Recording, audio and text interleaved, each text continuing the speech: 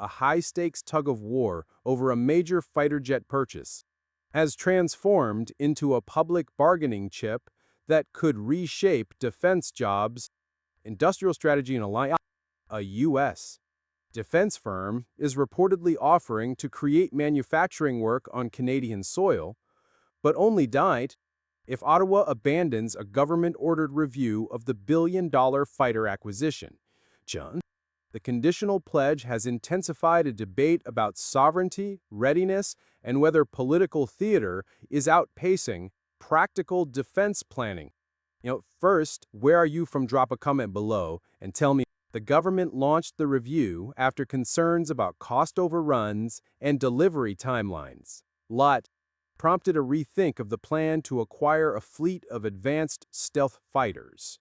The company's job offer, disclosed by sources close to negotiations, links domestic industrial benefits to the continuation of the original purchase.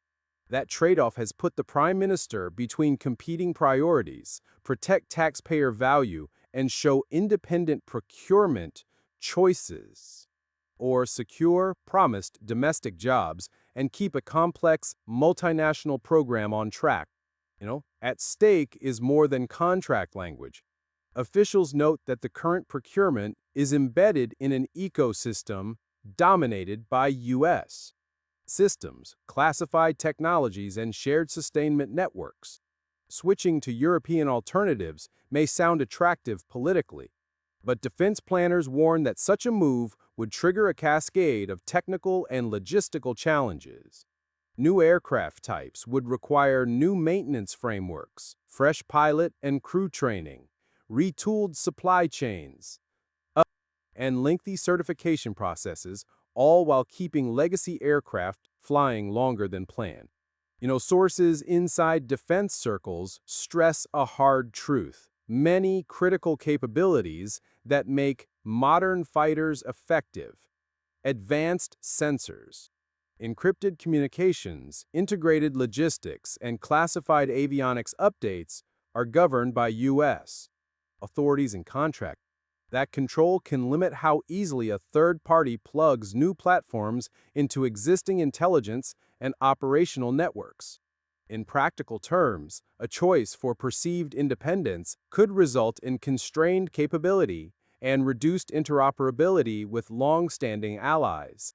The domestic industrial base is already feeling the pressure of uncertainty. Companies that plan to ride decades of sustainment work tied to not the original purchase face sudden gaps in revenue and hiring plans. Medline crews are being asked to stretch existing fleets beyond intended service lives, and unions warn that communities reliant on aerospace contracts may suffer if promised work disappears.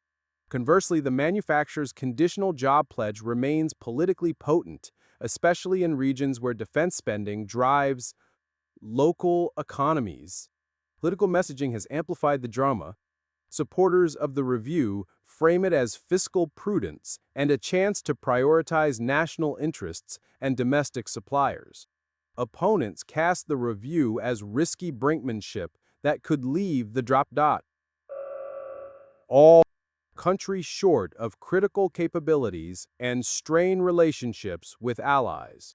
Behind the headlines, both sides are quietly weighing leverage, cost, and reputational risk, a negotiation in which industrial benefits, technology access, and alliance politics are tightly intertwined.